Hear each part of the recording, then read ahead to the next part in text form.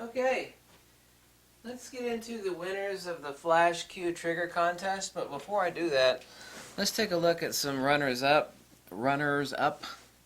And let me first start by saying that I absolutely love giving stuff away. I really do. I wished I had tons and tons of stuff to give away. I'm going to have another photo contest tomorrow where I'm giving away a camel leather camera bag, so I'll announce the rules for that contest tomorrow. But even though I love giving stuff away in photo contests, and I especially love looking at the pictures, and there were so many pictures, and there were so many pictures that were great, and there were tons of macro shots, and macro photography is one of my favorite things to do. It was depressing because there's so many good shots that, you know, there were lots of people that are worthy to be winners, and you can hear that stuff. You hear people on TV go, "Oh, well, everybody's a winner." It's like, yeah, whatever. But I mean that there were so many awesome shots and incredible pictures that like, wow. We based 4 different judges, so if you don't like the results, don't blame it on me. I had my own picks, and 3 other people had their own picks, and we had to come to a conclusion based upon the story of the shot, the self-contained moment of the picture, the lighting, the general composition, the color, and the execution. Before I get into the runners-up, this was one of the late entries. It wasn't too late, it was within time, but this is just a perfect example, and I wanted to show this. And this is a mouse catcher shot by Andrea Bonino. I hope I'm pronouncing that right. And, like, people think that, like, high megapixel camera shots should be, well, that's the future. Just, you got a 40 megapixel shot, and you can crop the hell out of it. And, people poo-pooing like 12 megapixel cameras like the Nikon D3. Well, I mean, this shot could have been taken, not saying that it was, could have been taken, I don't know what camera it was taken with. It was taken with a Nikon D7100. Obviously, this happened really fast, but I mean, this is something that I would actually frame on my wall. It's kind of reminiscent of a war shot. Whoops, I kind of went past his picture there. Kind of reminiscent of a war picture. Here you have, see, nothing is in focus in this picture, but this picture is absolutely incredible. It's a beautiful shot. I don't know what he would call the shot, but I would call it mouse catcher, but I mean, it's not my photograph. But I mean, look at that. It's beautiful. Look at, you could even see, even though nothing is in focus, and we have motion blur here because we probably all know that cat is pouncing on that mouse really fast. I mean, this is kind of like a war photograph in its own right, except on a smaller animal scale. And you can see it's like the mouse has got his hand up, like you can almost hear him saying, "Please, no." Well, I mean, yeah, some people might say, "Oh, that's gruesome," but I mean, it's nature at its finest, and that cat was on that mouse just like that, and I'm sure I'm guessing he probably swept over and got it as quick as he could, and there was a lot of motion going on. But I mean, what a valid, perfect shot. I just had to point that out to people. What was it taking at 1/125th of a second, ISO 100, it's at 300 millimeters, f5.6. Is a perfect shot. This is beautiful. It's exquisite. It's a self-contained story. It's a self-contained moment. The composition is incredible. There's just enough of the mouse in focus. The cat's way out of focus. There's just enough of the mouse in focus because the mouse is literally the axle point around which everything is moving and totally blurred out. Even the mouse is blurred out because he's shrieking. He knows he's about to die. But he's got his little hand up and he's got his mouth open, and there's just enough of the mouse in focus that you could tell that he's met his maker here. What a great shot. I mean, wow, I mean, perfect examples. Like, what's one of your favorite photographs? And there are other people that commented on this photograph too that were looking at it. It's like there's nothing in focus, but it's a shot that's worth printing out and framing.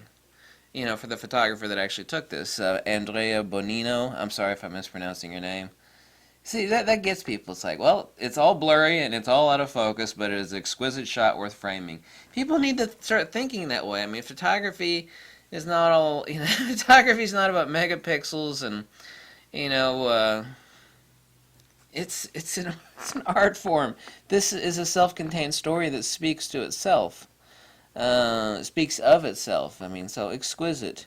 Let's go on to some runners-up here, and then I'll get to the two winners of the FLASHQ trigger. I just had to show you that shot because it's so, it's just, it gets you.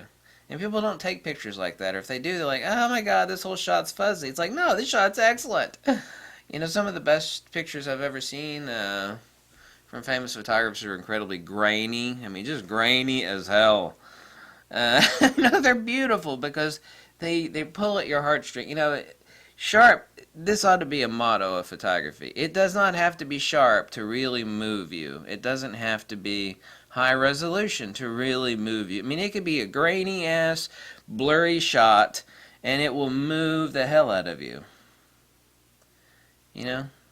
They said, and this is true of human nature in general. I mean, what moves you more? One of the most beautiful women in the world in a bikini lineup. It's like, well, yeah, that's sharp and everything is just awesome. Or, some child that's like sitting in the mud that's just dying of starvation. It's like, that is one ugly picture. But that moves you, it depends on what sort of person you are and the exact thing. I mean, that will move you more than, the beautiful chick walking down the runway. It's like, so people need to get their mind out of all photography has to be like the perfectly waxed model in high heels and the gold-studded bikini walking down the runway. It's like, no, what about, the poor child that's starving in the dirt? That's like, wow, that is horrible.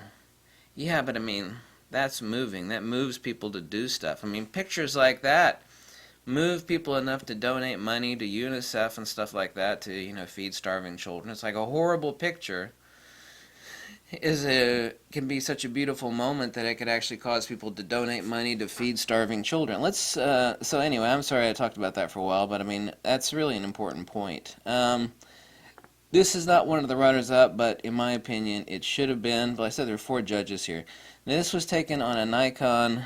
What was the smiling dog picture? Yeah, by Chinook Tools. Yeah, take it with the Fuji X-T1. He was using a Nikkor 50mm pancake. I assume it was a pancake lens. Or 1.4? Was it a 1.4? I can't tell. But it was a Nikkor manual focus lens of some variety that was adapted to the Fuji. I mean, look at that face. The dog is just like in paradise. And here's another example. There is, because of the high contrast of the white flowers, there is just chromatic aberration. The links for all these pictures are below. And the credits for the people that took the... Look at that, just gorgeous. Just look at it. The purple chromatic... Why remove that chromatic aberration, It's like, people think, well, if it's not in focus, it's bad. That's not true. Well, there's a bunch of chromatic aberration, it's not a good picture. Well, that's not true either. The high contrast, heavy chromatic aberration, it just adds to the beauty of this shot. I don't care if there's a bunch of chromatic aberration there. The shot's gorgeous.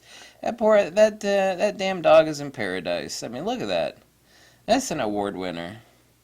In my mind, I don't know about yours. I mean, there's a lot of 2 other people commented on this one, and I thought the image was incredibly beautiful.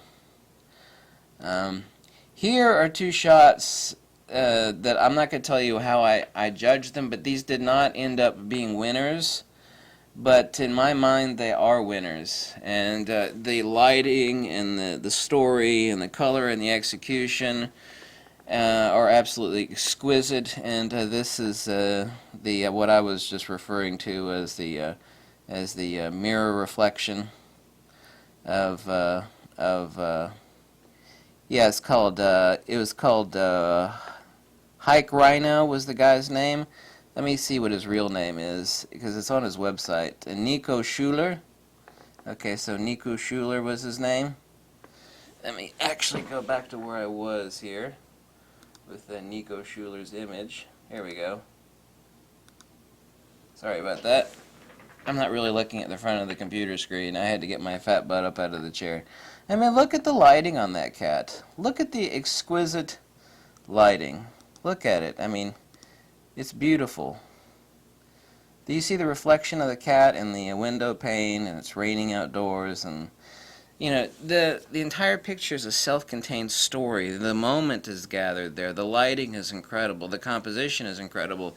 I can actually see the translucence of the cat's eye. It's just a beautiful picture. It's actually more than beautiful. That doesn't really do it justice to call it beautiful. There were tons and tons of pictures that were submitted that were absolutely beautiful. Lots of macro shots too. Lots of macro shots. Absolutely exquisite. I don't know what you think about it. Like I said, the links for all of these are below. Now, let me see. Yep. Oh, I passed over one. Excuse me about that. Now this shot from Greg Sinclair. I forget what sort of duck this is. I know it's not a wood duck, but I think it's in the same subspecies of quackers or mallards. Look at the bokeh on that. The color, the rendition. You know, I don't really think hardly much sharpening was done. I mean, this is like one of those supermodel ducks. It's like anytime someone takes a picture of one of these ducks, even if it's a crummy picture, and this is not a crummy picture, it's like, wow, that's an awesome picture, because the ducks are so sexy. Yeah, there is such a thing as a sexy duck. You gotta admit, that's a sexy duck. That's one sexy duck. I forget the exact type of mallard this is. Someone's going to correct me on that. And this shot is from Greg Sinclair. This was actually a shot that I nominated as winner, but I'm not the only judge in this, okay? So I spelled out the rules, and you know, there are 4 different people, and I set the rules for judging the pictures. And one of the judges is someone that has 2 photography books. Another one is, say, a teacher of photography. But this was a winner to me. The bokeh, the color, the composition, you know, the execution is absolutely exquisite. Both of these were really on par to me, the duck and the reflection in the cat window. But for people judging, I spelled out the rules last week, and one of them, you know, it doesn't matter what you do, someone might be unhappy, and you know, I really, like I said, these contests depress me because there's so many good pictures. I mean, I love giving stuff away. That's not what depresses me. It depresses me that there's so many people worthy of winning this. And right now in this contest, I've got 2 sets of FLASHQ triggers to give away, and there's 4 judges. So, but you know, that's just something you have to deal with. That's life, right? So now let's go on to the second runner-up. In other words, a winner. So this is a person that is going to win a set of FLASHQ triggers. I looked, and I was seeing what the person was, and he apparently is a pro photographer named Hugh Mobley. He takes a lot of animal pictures. Yeah, Hugh Mobley. Yeah, and this is on what? Yeah, that website. I was just calling this kitty eyes. I don't know exactly what he calls this particular picture. Oh, what's his name? Oh, yeah, the kitty cat's name is Boo Boo. I don't know if that's his cat or not. The two, ironically enough, and this did not happen on purpose, the 2 winners of the FLASHQ triggers is a cat picture, which is, this is the second runner-up, and the first place winner I'm going to show you in a second is a dog winner. So it's a cat and a dog. Even though there are all these pictures of insects and freaky creatures, and there are some beautiful orangutan pictures and some snow monkey pictures. I actually thought that the other judges would have actually declared the snow monkey picture where they're sitting in the water and has a really human, emotional face. Beautiful pictures. Or either that or the wood duck, or well, it's not a wood duck. I forget what sort of mallard it is. Or this shot would have been, but not the case. But anyway, so that didn't happen. You know, it's kind of odd that, you know, the first and second place, because I'm actually deathly allergic to cats, even though I love cats, and I love dogs a lot, but I'm not a hardcore dog person. Actually, I'm a bird lover. I'm a hardcore bird lover. I mean, there were awesome bird shots too, just really awesome bird shots, and that's the part that depresses me, is because there's so many awesome shots. Really there were, and that's something, even though I love looking at all the pictures, I mean, that's what bummed me out. It's like, oh my god, some of these pictures deserve to win. There's just so many of them, and I really do mean that. And here's the first place winner that, like I said, remember, the second place winner who wins, and I'm going to contact these 2 folks, Hugh Mobley, on Boo Boo, upside down. Apparently that's the name of the cat. I'm going to contact Hugh Mobley. So you are a winner. of the FLASHQ triggers. And the first place winner, everybody seemed to agree on this one. and, and this picture's both cute, adorable, funny. This is kind of like the dog that would launch 1,000 ships because it looks like a stuffed animal. The composition, the story, the self-contained moment, the lighting, the general composition, the color, the execution, exquisite, sublime. It was taken on a Nikon. Look, there, the Nikon D700 took this picture. Awesome, and it was taken with an 85 millimeter at f3.2. And this is Marky Mark.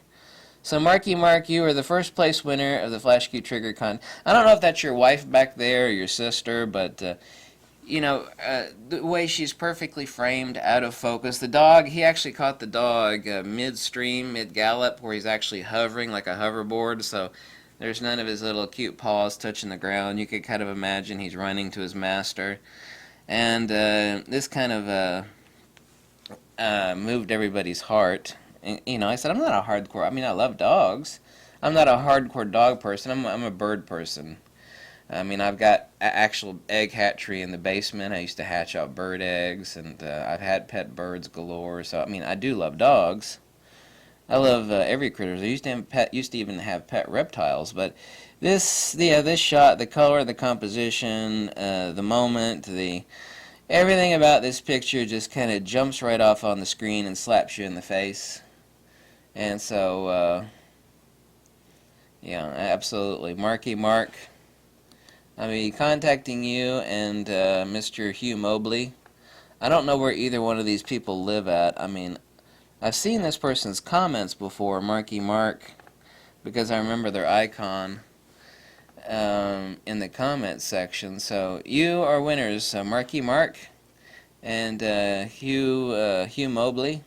I don't know what Marky Mark's real name is. That's I'm calling it the Leaping Pooch. At least that's what I'm going to call it anyway, the Leaping Pooch. I've seen some of his other pictures, and they're very nice. Taken on June 18th, 2016. Yeah, absolutely lovely. But there's so many winners here. I mean, look at that shot. I mean, just, you know, you couldn't have done that shot again in 1,000 years. And so what? The chromatic aberration makes it beautiful. This mallard shot was one of my winners. You know, this to me was the winner. So I'm sorry, Greg, that that you didn't win, but I was not the only judge. But I would have named you a winner. I love this shot a lot. Not just because I'm a bird lover, just the bokeh, the composition, the color, everything on it is exquisite. There's beautiful black swan pictures. There are beautiful macro shots that. You know, there's just so many damn good shots. This shot, too, absolutely, you know, the moment, the story, everything, absolutely everything. So, those are the winners for the FLASHQ triggers. Hugh Mobley with his green-eyed pussycat, meow meow, upside down, boo-boo. And this adorable little fluff muffin that doesn't even look like a real dog because it looks like a stuffed animal that you'd get at, like, Saks Fifth Avenue in like the toy section. That's what it looks like. It looks like a robotic puppy from the future. It's like, let's make the cutest little dog in the whole world, and let's make him springing in action with his ears flopping, and let's make him levitate off the ground like a hoverboard. And he's got one owner, I'm guessing, at the other end here. I guess the wife or the sister, or who knows what. And you know, he's running to his owner. Wow, you know. Whew. So that's it. I'll be contacting these two people immediately, and then I don't know where they live, but shipping them out the FLASHQ triggers, and I'll have the other contest tomorrow, which will be for this, and I'll announce the rules and everything on that, and that's on this camel leather camera bag. And thanks everybody for entering, and like I said, I love the pictures, and I was just bummed out that there's so many good pictures, and you know, I really do. I wished, you know, there's so many good pictures, and but you know, it's still fun, and I had fun. I hope you had fun, and thank you everybody, And thanks to Marky Mark and Hugh Mobley and the other runners up. And thanks for letting me show your pictures to the folks out there. And thank you. Goodbye.